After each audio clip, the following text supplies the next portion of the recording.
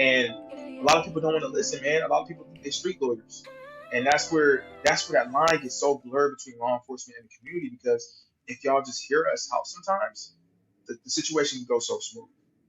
But then again, if we can hear the community more, the situation goes so smooth on our end as well. I think a Mm-hmm. lot of times we over talking people and tell them, hey man, just listen, just da, da, da, da. And now it's like we always hear that saying, like even in relationships, you tell your girl like something and then y'all get in an argument, right? And it's a whole bunch of yelling, whole bunch of yelling. You're not gonna get your thought process that like the things that you want to say, you're not gonna get through to her, and the things that she want Mm-mm. to say, she's not gonna get through to you because all it is yelling and Just it's going going back in and one ear and forth. out the other. Mm-hmm. And that's how it is with, like with certain community members as well, and that's how it is with certain law enforcement officers as well too.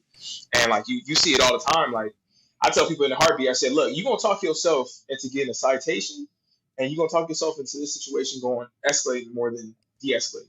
I said, let's have a Yep. conversation. Let's talk. Let me educate you and let you know why I stopped you, why I did this. And I think a lot of officers don't take the time to even do that. Take a step back before they There take we go. another step forward. Yeah. Um, and that's what accountability, keeping yourself accountable comes into play. Is that sometimes you got to take a step back.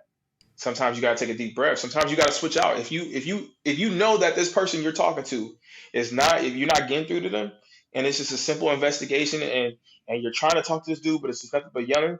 Um, Switch officers. Yeah. We got two partners. You got partners, right?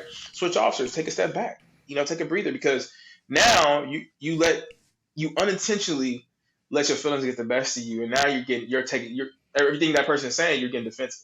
Yeah. You know, and it's one of those things where it's like you say something to that person, they not listening. They say something back to you. You damn sure not listening, right? And so, Mm-hmm. um, Yep.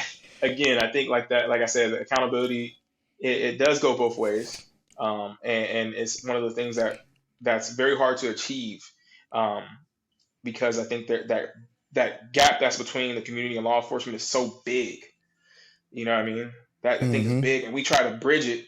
We try to bridge that gap so much, but I think a lot of times it's like that construction job for that bridge is getting, Hey, is it's is getting deeper and deeper. postponed. You Yeah. know, it's That like fucking hole you is get that deep. bridge, like this, and you got that big gap in the middle, and you like, I'm trying to, they just broke it down Can't again, do it. right? Yep. And it's like you're trying so hard, and man, let's figure out ways we can get better as a community, as a whole. Because at the end of the day, law enforcement and the community members, we're all a big community.